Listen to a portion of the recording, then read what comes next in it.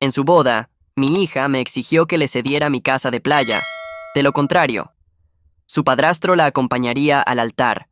Me negé y me fui. Solía pensar que no había nada en este mundo que no haría por mi hija.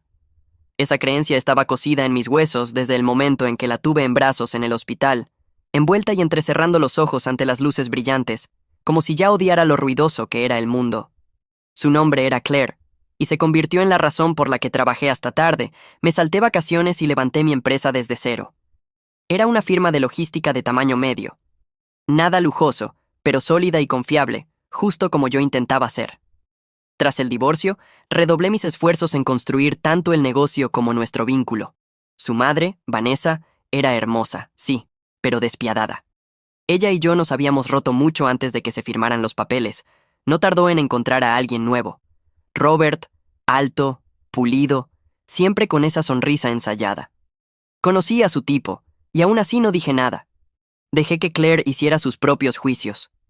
Pensé que si lideraba con generosidad, ella misma vería quién estaba realmente de su lado. Criar a Claire solo durante la mayor parte de su adolescencia fue lo más difícil y lo más gratificante que he hecho. Tenía sus cambios de humor. ¿Quién no a los 16? Pero nunca le faltó nada. Pagué por escuela privada, su primer coche, incluso un semestre en el extranjero cuando se interesó por Italia. Cuando se graduó, le entregué las llaves de la empresa, no solo simbólicamente, sino oficialmente. Fue nombrada directora ejecutiva a los 24. Algunos en la junta murmuraron. Yo lo pasé por alto. Quería creer en ella, darle una ventaja que nadie me dio a mí. Había construido la empresa para que ella nunca tuviera que luchar como yo lo hice. Todo mi legado estaba ligado a su futuro. Y en ese momento, parecía la decisión correcta. Pero con los años noté un cambio. Empezó a imitar a Vanessa. Afilada en sus palabras, estratégica en su amabilidad, calculadora de formas que me inquietaban. Aún así, seguí dando, quizá demasiado. Todo estalló cuando anunció su compromiso. No voy a mentir, no me gustaba el chico. Austin era ambicioso, de labia fácil y demasiado interesado en lo que mi empresa podía hacer por él. Claire desestimó mis preocupaciones. No intenta usarme, papá, dijo riendo como si yo estuviera paranoico. Solo quiere construir algo conmigo. Vi la misma chispa en sus ojos que Vanessa tenía cuando me conoció. Solo que esta vez yo sabía mejor. Aún así, pagué la boda. Les reservé la luna de miel en las Maldivas, todo de 5 estrellas. Incluso ofrecí renovar la casa de playa en San Clemente para su futura familia. Era el lugar donde Claire corría descalza en los veranos, persiguiendo las olas hasta el atardecer. Tenía un significado. Era mía. Pero ya veía que ella la miraba distinto. No con nostalgia, sino con cálculo, como si fuera un premio que aún no reclamaba. 2 semanas antes de la boda, Vanessa empezó a llamar más seguido. Había sido cordial durante los años, pero de pronto estaba muy atenta, dejando caer indirectas sobre legados familiares y cómo ciertos bienes pertenecen a la siguiente generación. Al principio la ignoré. Luego Claire comenzó a repetir las mismas frases. Ya ni usas la casa de playa, papá. Solo está ahí, vacía. ¿No tendría más sentido que la tomáramos nosotros para empezar nuestra vida? No respondí de inmediato. Sentí algo moverse en mi estómago. Esa casa no era solo una estructura. Era un símbolo de todo por lo que había trabajado y todo lo que me negué a entregar en el divorcio. La idea de firmarla se sentía como arrancarme un pedazo de mí mismo. No quería pelear. Le dije que podíamos hablarlo después de la luna de miel. Eso no le bastó. Y debería haber sabido que no era idea suya. Era de Vanessa. La noche anterior a la boda, tuvimos la cena de ensayo. Todos sonreían, bebían vino, aplaudían los brindis, pero Claire no dejaba de mirarme desde el otro lado de la mesa, como si hubiera algo no dicho entre nosotros. Traté de ignorarlo. Me convencí de que estaba siendo dramático. Pero debería haber confiado en esa sensación. Cuando me abrazó para despedirse, me susurró, «No olvides lo que hablamos». No respondí. Solo le di una palmada en la espalda y me fui. Esa noche apenas dormí.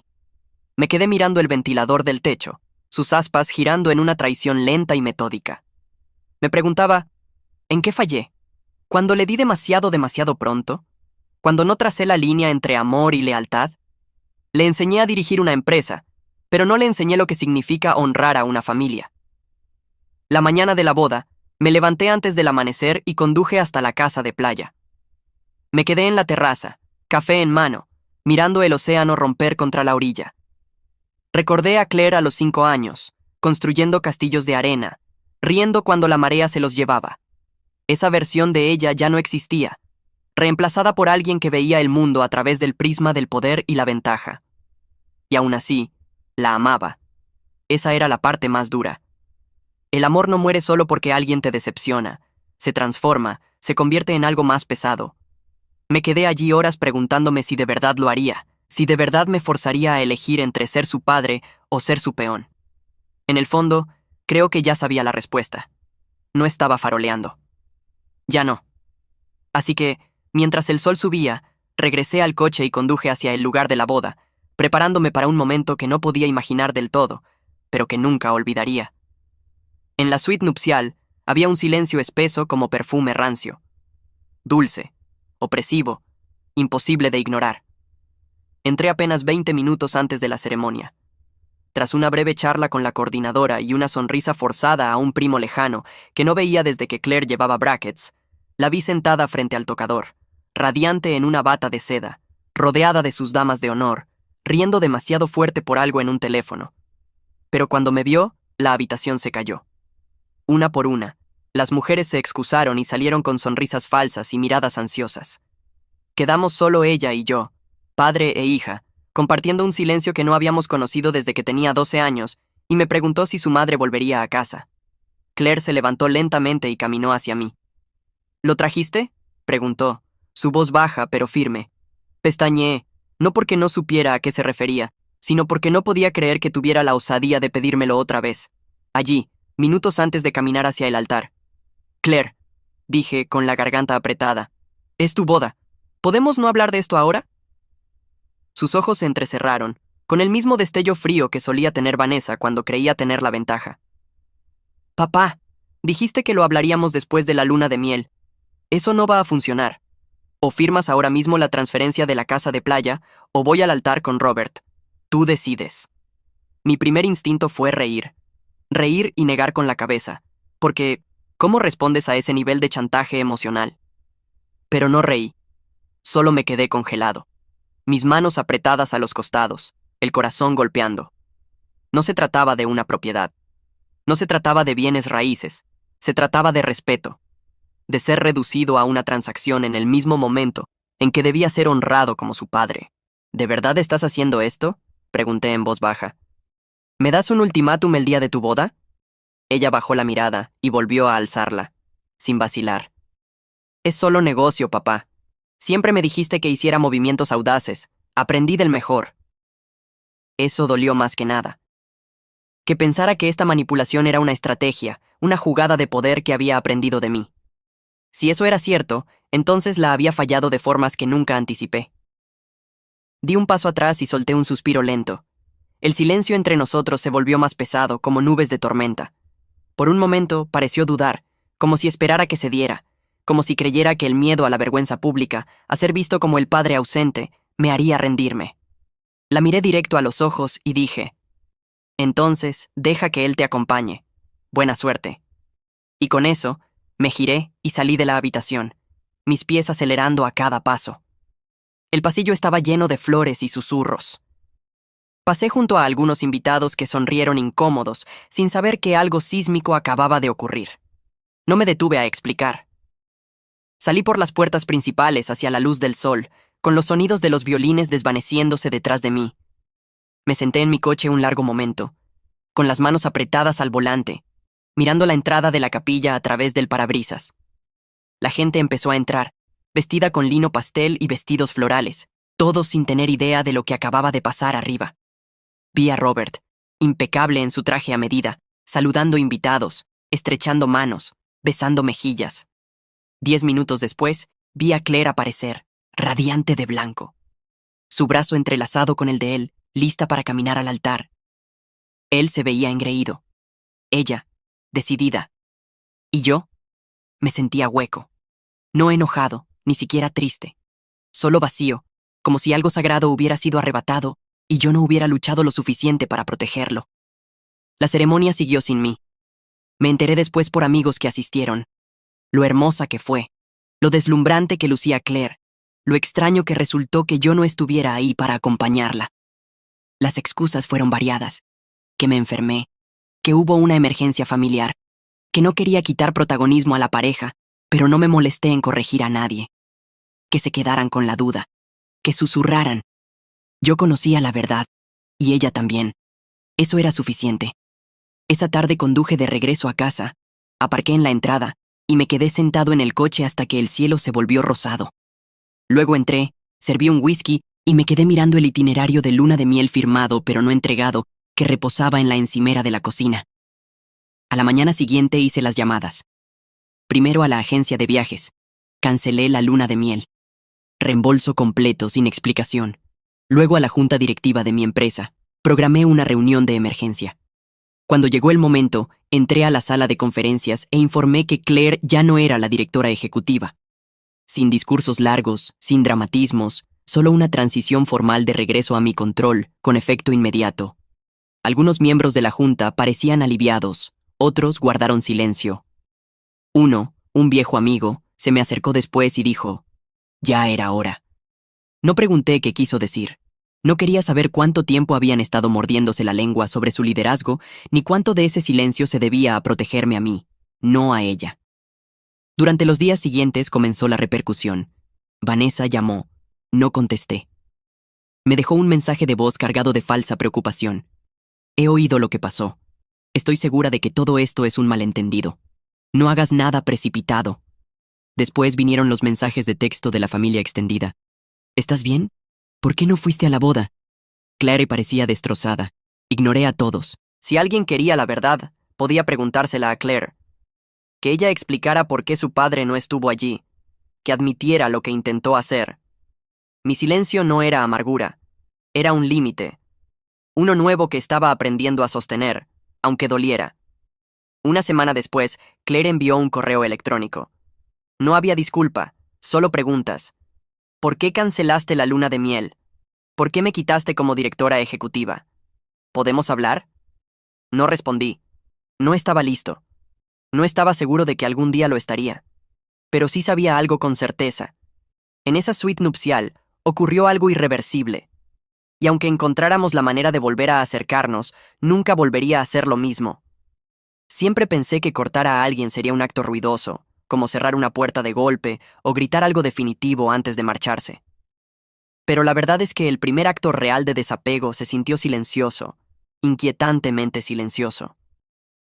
Me senté en mi escritorio con las persianas a medio bajar, la luz formando rayas sobre la madera como barrotes de prisión, y abrí la computadora portátil. Ingresé al portal de la agencia de viajes donde había reservado el paquete de luna de miel de $18,000 para Claire y Austin, bungalows sobre el agua, cenas privadas con chef, vuelos en primera clase. Me quedé mirando el itinerario, recordando lo emocionada que había estado cuando la sorprendí con el correo de confirmación 2 meses antes. «Papá, no tenías que hacerlo», me había dicho, con la voz entrecortada lo justo como para hacerme creer que aún era mi niña. Ese recuerdo me hizo apretar la mandíbula. Hice clic en «Cancelar reserva» y esperé el correo de confirmación. Llegó en segundos. Eso fue todo. Sin drama, sin gritos, solo silencio y un reembolso en mi tarjeta. Se sintió quirúrgico, preciso, como extirpar un tumor antes de que pudiera propagarse. El siguiente movimiento no fue tan limpio. Al recordar la reunión de emergencia de la Junta, me tomé mi tiempo, no por vacilación, sino por claridad. No quería que esa decisión naciera de la rabia. Quería que estuviera anclada en principios. Claire había usado su cargo en la empresa como un símbolo de estatus. No lideraba. Delegaba hasta el punto de la desconexión. Llegaba tarde a reuniones clave, dedicaba más tiempo a sesiones de fotos de marca que a operaciones logísticas, y permitía que su esposo consultara en acuerdos con proveedores. Eso último me irritaba profundamente. Descubrí que había estado enviando correos a proveedores usando una firma de la empresa, aunque nunca había sido empleado formalmente. Algunos incluso me reenviaron mensajes preguntando si Austin estaba autorizado a negociar términos. Eso por sí solo hubiera bastado para que la despidieran en cualquier otra parte, pero ahí estaba, usando mi nombre, mi legado, como palanca. Hasta ese momento, me paré al frente de la mesa de conferencias mientras todos se acomodaban. Era la misma sala donde había anunciado a Claire como directora ejecutiva 2 años antes. Recuerdo lo orgullosa que se veía entonces, vestida con un blazer azul marino y tacones demasiado altos para ser cómodos, sonriendo como si hubiera ganado la lotería. Yo había dado un discurso emotivo sobre pasar la antorcha, sobre el legado y el futuro. No sabía en ese entonces que estaba encendiendo una cerilla bajo los cimientos de mi propia empresa. Esa mañana no ofrecí ningún discurso. Simplemente declaré que, con efecto inmediato, Claire era relevada de su cargo y ya no tendría autoridad ejecutiva en la compañía. Nombré a nuestro director financiero como director interino hasta que se finalizara un reemplazo. Esperaba protestas. En cambio, hubo una extraña sensación de alivio en la sala, como si todos hubieran estado conteniendo la respiración desde que ella asumió el cargo. Ese silencio me dijo todo lo que necesitaba saber sobre cuánto se había desviado y cuánto tiempo habían estado observándome permitirlo. La noticia corrió rápido, como siempre ocurre en las empresas donde el chisme hierve justo debajo del barniz profesional. En 24 horas, recibí 2 correos electrónicos anónimos agradeciéndome por hacer lo que debía hacerse. Uno decía: «Es su empresa, señor. Siempre lo fue. Estábamos esperando que la recuperara». Otro correo solo tenía 2 palabras: «Bienvenido de nuevo». Ojalá pudiera decir que esos mensajes me llenaron de orgullo o satisfacción, pero en cambio me dejaron vacío. Esto no fue una victoria. Fue una corrección. Y como toda corrección, llegó demasiado tarde para ser limpia. Lo que más me perturbaba era darme cuenta de cuánto tiempo había estado dormido al volante, demasiado temeroso de la confrontación, demasiado desesperado por mantener a mi hija cerca, aunque eso significara dejarla conducirnos hacia una zanja. Ese fin de semana apagué el teléfono y conduje hasta la casa de la playa. El lugar se sentía como una cápsula del tiempo, intacto desde la última vez que Claire y yo pasamos un fin de semana allí, cuando aún estaba en la universidad. Su vieja tabla de surf seguía apoyada contra el cobertizo. Un par de sandalias con tiras descoloridas descansaban junto a la puerta trasera. Subí al porche, miré el azul infinito y traté de respirar. Durante años, ese lugar había sido el telón de fondo de nuestros mejores recuerdos. Allí le enseñé a nadar, a pescar, a cabalgar las olas pequeñas sin miedo. Ahora era el centro de una jugada de poder, una pieza en un ajedrez que nunca acepté jugar. Pasé la mano por la barandilla y dije en voz alta: «No estás en venta. Ni para ella, ni para Vanessa, ni para nadie». En los días siguientes, las repercusiones siguieron propagándose. Vanessa envió una serie de correos electrónicos cada vez más condescendientes. Primero, la falsa preocupación. Escuché que el cargo de Claire fue ajustado. Espero que no haya sido por un malentendido. Luego vinieron las culpas. Es tu hija. No puedo creer que sabotees su futuro de esta manera. Y finalmente, las amenazas. La gente está hablando. Estás dañando tu reputación, no la de ella. No respondí a ninguno. Ella estaba girando, desesperada por recuperar el control, y cada silencio mío parecía empujarla más al frenesí. Esperaba que Claire también se pusiera en contacto, pero no lo hizo. No de inmediato. Esa parte me sorprendió. Para alguien que había sido lo suficientemente audaz como para imponer ultimátums, su repentino silencio resultaba ensordecedor. Pasaron 2 semanas. Luego llegó el primer mensaje desde un número bloqueado. Era corto, solo una línea. No pensé que realmente lo harías. Me quedé mirando la pantalla un largo rato antes de bloquearlo y dejar el teléfono boca abajo sobre la mesa. Esa noche serví otra copa y me senté en el sofá de mi oficina, repasando todo en mi mente. El ultimátum, la caminata hacia el altar, el asiento vacío que debió haber sido mío.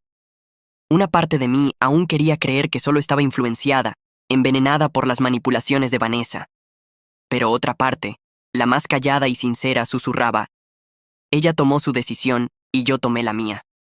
La empresa comenzó a recuperarse lenta pero notablemente. La moral mejoró. La comunicación entre departamentos se fortaleció. Contratamos a un nuevo consultor de marketing que en realidad escuchaba en lugar de posar para LinkedIn. La ausencia de Claire creó espacio para crecer.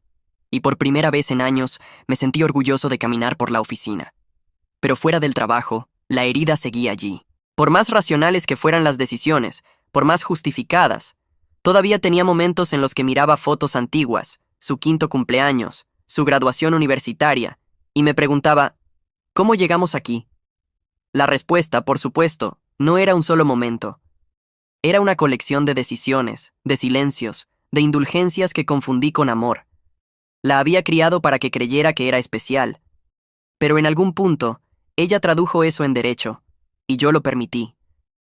Esa realización no llegó con una ola de vergüenza, sino con claridad. Y con la claridad vino la determinación. Este puente no solo se quemó, fue incendiado con intención, y ahora tenía que aprender a vivir del otro lado. Los meses que siguieron se sintieron como caminar por una casa vacía después de que todos se han mudado. Silenciosa, resonante, llena de fragmentos de algo que alguna vez se sintió como hogar. Las llamadas se detuvieron, los mensajes de texto también. Incluso el chisme, que antes zumbaba como ruido blanco a mi alrededor, empezó a desvanecerse. Ya no había preguntas sobre la boda. Ya no había intervenciones a medias de parientes intentando reparar lo irreparable. Solo quedaba yo. Yo, la oficina, la casa de la playa.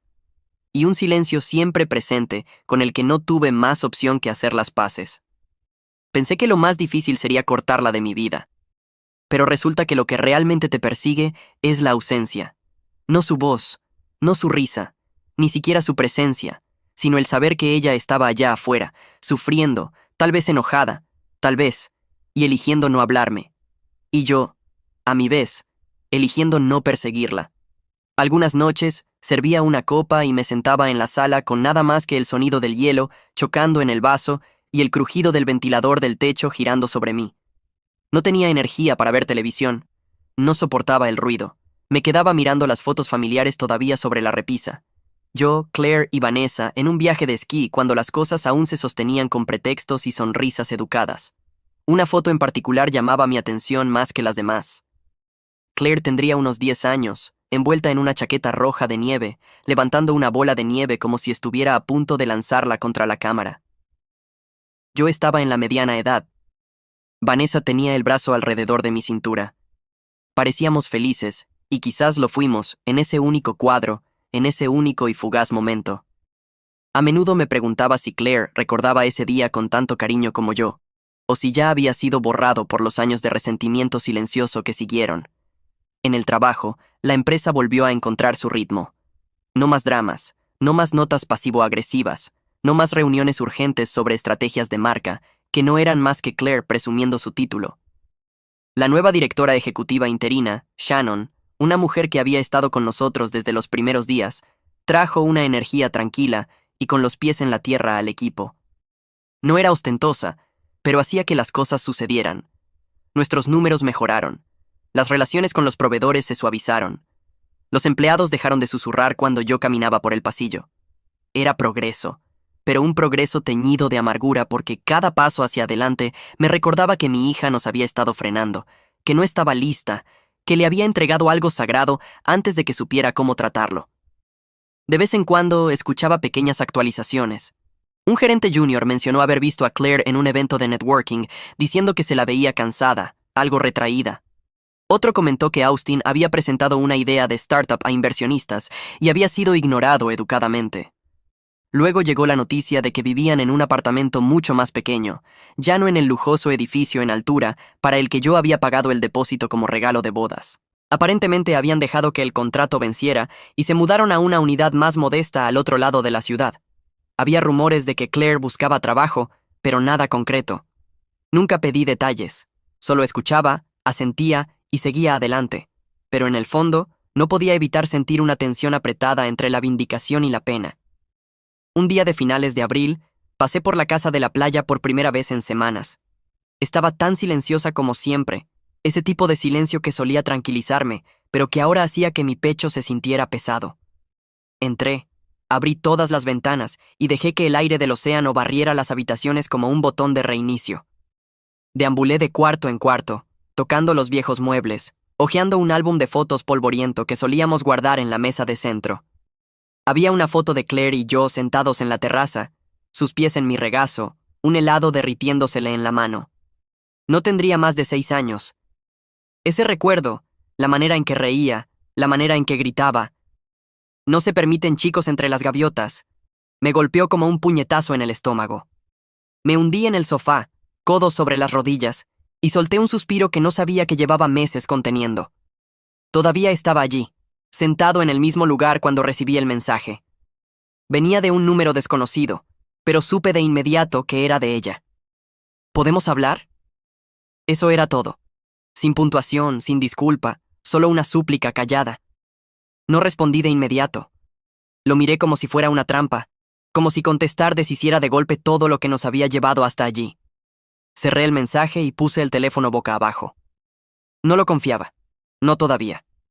Pero esa noche, mientras yacía en la cama, el mensaje ardía en mis pensamientos. No estaba seguro de lo que quería de ella. Una disculpa, un derrumbe, alguna explicación que hiciera que su traición tuviera sentido. O tal vez no quería nada en absoluto. Tal vez solo necesitaba verla quebrarse para admitir finalmente que lo que hizo no fue valentía. Fue crueldad. Le tomó una semana volver a contactarme. Esta vez fue un mensaje de voz. Estaba en el trabajo cuando llegó. La notificación se quedó todo el día en la pantalla, intacta. Finalmente lo escuché después de que todos se habían ido a casa. Su voz era temblorosa, cruda. Hola, papá. Sé que la arruiné. Sé que te lastimé, y entiendo por qué no respondes. Solo... no sé cómo arreglarlo, pero quiero intentarlo. Por favor, déjame intentarlo. Me quedé sentado en mi escritorio en la oscuridad, su voz resonando por los altavoces de la oficina, y sentí que algo se retorcía en mi pecho. No era perdón, no todavía, pero el más débil destello de algo parecido a la esperanza. El daño estaba hecho. El puente se había quemado. Pero tal vez, solo tal vez, quedaba algo entre las cenizas. No la llamé esa noche. No mandé un mensaje. No la busqué como antes habría hecho. Necesitaba tiempo. Necesitaba espacio. Necesitaba que ella se quedara con el silencio un poco más. Pero por primera vez en meses, no sentí rabia. No sentí que cargaba un cadáver en mi espalda. Sentí que algo había cambiado, que el silencio ya no era un muro, sino una pausa. Y en esa pausa, tal vez había espacio para reconstruir con nuevos términos, con mis términos. El momento en que ella entró en el vestíbulo, todo se ralentizó. Yo estaba al otro extremo de la oficina, hablando con Shannon sobre cronogramas de proveedores, cuando vi a Claire a través de las puertas de cristal, los hombros encogidos, el cabello recogido en un moño desordenado. Ningún rastro del pulido y la compostura que solía usar como armadura. No me vio al principio. Sus ojos escaneaban el espacio nerviosamente, como si buscara una salida, incluso mientras intentaba entrar. Shannon siguió mi mirada, su expresión inescrutable pero respetuosa. Asintió y se apartó sin decir nada. Caminé lentamente hacia la entrada, cada paso sintiéndose cargado, como si los últimos 7 meses se aferraran a mis tobillos. Cuando llegué al vestíbulo, Claire levantó la vista y por primera vez en años no sonrió como si estuviera a punto de venderme algo. Solo parecía cansada. «Papá, ¿podemos hablar?», preguntó suavemente, su voz quebrándose en la última palabra. Asentí y la llevé a la sala de conferencias al final del pasillo. Estaba vacía, tranquila, las persianas medio corridas como siempre por las tardes. No dije nada al principio. La dejé entrar y sentarse frente a mí. La misma mesa donde una vez le entregué el título de directora ejecutiva. El mismo lugar donde lo retomé. Miraba alrededor como temiendo ser observada, sus dedos jugueteando con la correa del bolso. No estaba segura de que siquiera me dejarías entrar, dijo, intentando sonar casual, pero su voz la traicionaba. Me senté, me recosté en la silla y estudié su rostro. Más delgado, más pálido, ojos hundidos con el tipo de arrepentimiento que el sueño no repara. Has estado callada, dije, no como acusación, sino como un hecho. Ella asintió, mordiéndose el labio inferior. Sí, no sabía qué decir. Todavía no sé realmente. El silencio se extendió entre nosotros como una cuerda tensa, y ninguno de los dos quería ser el primero en cruzar. Finalmente, suspiró y bajó la mirada a sus manos. Mamá me dijo que al final cederías, que solo estabas enojado, que terminarías rindiéndote. Hizo una pausa, parpadeando con fuerza. Pero no lo hiciste. Realmente no lo hiciste. No respondí. La dejé quedarse con sus propias palabras. Tragó saliva con dificultad. Pensé que estaba haciendo una jugada de poder. Pensé que si te presionaba, cederías. Siempre lo hacías antes. Su voz se quebró, y entonces la emoción finalmente la alcanzó. No pensé que realmente te irías. No pensé que te perderías la boda. No pensé que me despedirías. Creí que me amabas demasiado para dejarme ir. Esa frase me golpeó más fuerte de lo esperado. No porque no fuera cierta, sino porque lo era. La había amado demasiado como para dejarla fracasar, demasiado como para dejarla luchar, demasiado como para permitir que enfrentara consecuencias. Y al hacerlo, había criado a una hija que pensaba que el amor era sinónimo de rendición. Sí, te amo, dije en voz baja, pero el amor sin límites no es amor, es habilitación, y eso lo hice por demasiado tiempo. Claire levantó la vista entonces, con los ojos abiertos, vidriosos, llenos de una mezcla de vergüenza y realización. Lo sé, susurró. Ahora lo veo. Veo lo que hice. Dejé que mamá llenara mi cabeza de ideas. Dejé que Austin me convenciera de que merecíamos más, que podíamos adelantarte, que solo eras un escalón. Y lo peor es que lo creí.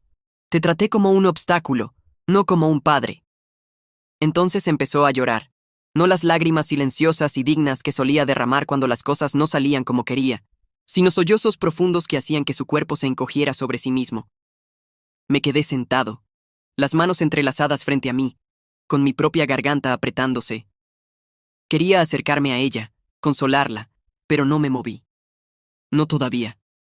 Algunos momentos debían arder para ser recordados. Se limpió la cara con la manga y rió amargamente entre lágrimas. Perdimos el departamento. El negocio de Austin se hundió. He estado yendo a entrevistas para trabajos para los que no estoy calificada porque mi única experiencia era escribir bajo tu nombre. Y mamá, se ha enfriado. Apenas me devuelve las llamadas ahora que ya no soy la niña dorada. Asentí lentamente, no con triunfo, sino con la comprensión resignada de que algunas lecciones solo llegan cuando el mundo deja de protegerte. Así es como ella opera, dije.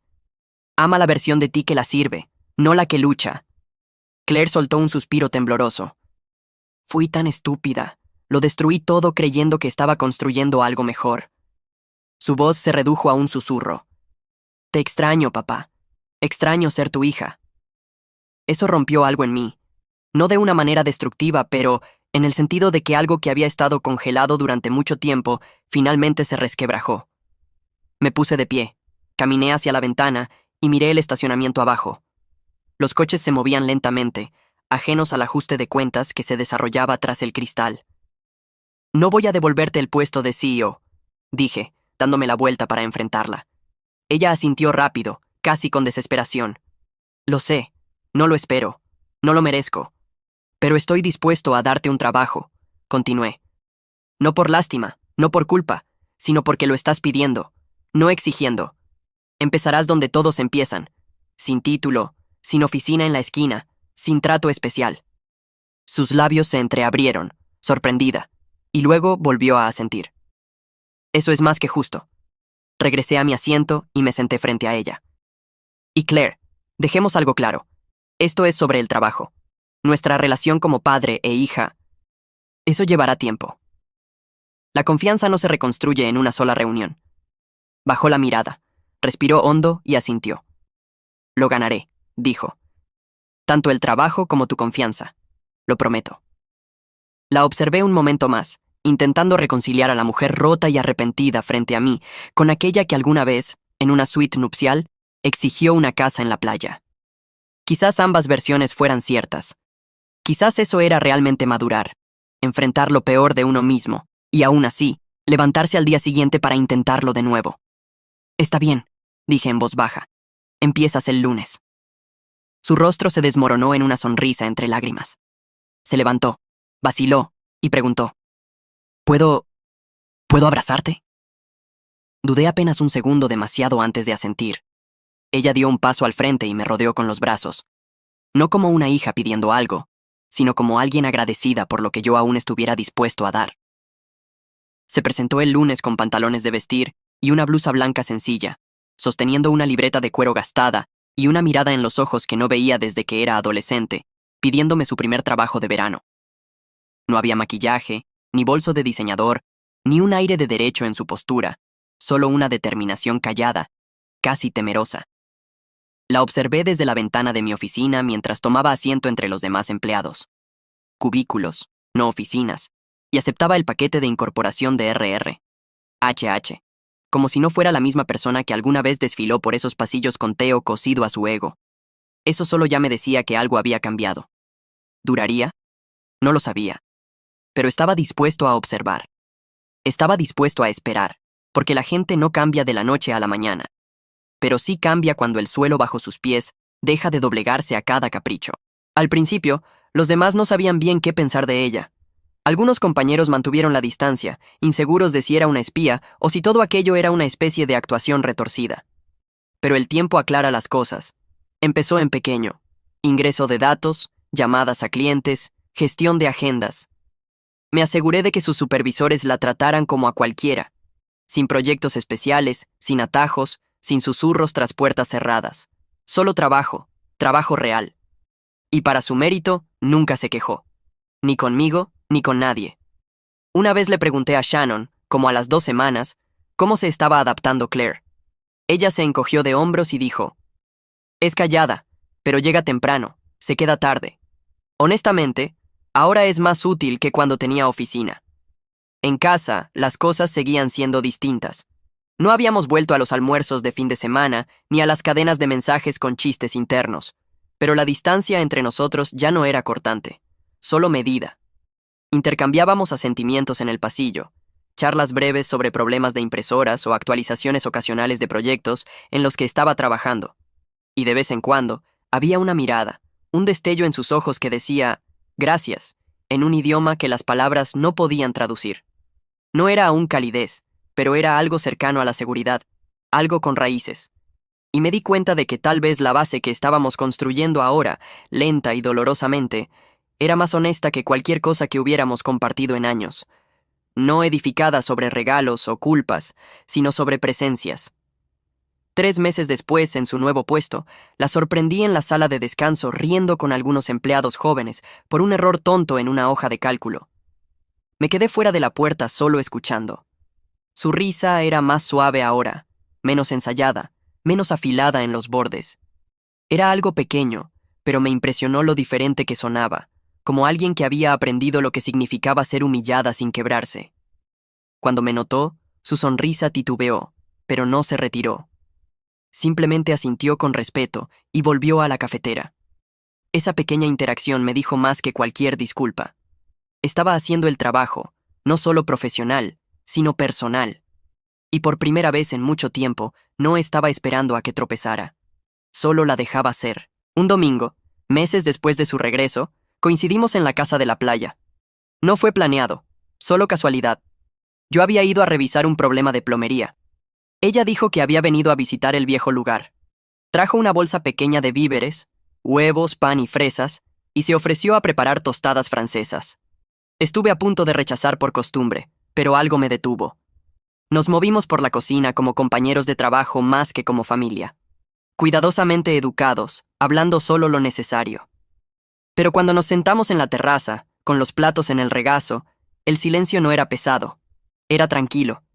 El sol colgaba bajo sobre el agua y la brisa traía olor a sal y algas. Se sentía como el primer respiro tras una larga exhalación contenida. Claire miró las olas y dijo: me equivoqué en todo. Sobre ti, sobre lo que importaba. No me miró al decirlo. Solo observaba el agua, con la voz firme. Quería tanto ganar, demostrar que podía tomar lo que creía mío. Pero no me gané nada. Ni el trabajo, ni el respeto, ni el derecho a pedir más. Hizo una pausa, luego añadió: sé que te hice daño. No espero que las cosas vuelvan a ser como eran. Solo quiero saber que todavía me ves. No como tu error, sino como tu hija, con defectos, aprendiendo, aún aquí. No respondí de inmediato. La miré. No solo sus palabras, sino su rostro, su postura, la forma en que sus manos apretaban el plato como si se preparara para la decepción. Y la vi. No la versión que intenté moldear, no la CEO que instalé por culpa, no la novia que me traicionó, solo Claire, mi hija, humana, humillada, esforzándose. Y eso bastaba. Te veo, dije en voz baja. Pero la casa de la playa sigue sin ser tuya. Eso la hizo reír. Breve, sorprendida, un poco aliviada. Justo, dijo. Y en ese momento, se sintió como si por fin estuviéramos en un terreno igual. Terminamos la comida en paz, sin revelaciones grandiosas, sin confesiones llorosas, solo un espacio compartido que ya no pertenecía al pasado. Cuando se fue, Me abrazó brevemente, con suavidad, y yo no me aparté. La observé caminar hacia su coche, con los hombros ya no encorvados por la vergüenza, y sentí que algo dentro de mí se asentaba. No exactamente cierre, pero algo parecido a la satisfacción. Más tarde esa noche, me senté en la terraza con una copa en la mano, el cielo pintado en tonos de púrpura y dorado. El océano susurraba su ritmo eterno abajo. Pensé en el hombre que era un año atrás, ciegamente generoso, emocionalmente enredado, incapaz de decir no a la hija que amaba demasiado como para disciplinar. Y pensé en el hombre que era ahora, más claro, más firme, todavía aprendiendo. Claire no había regresado a mí como la hija que perdí. Regresó como alguien nueva, y yo también.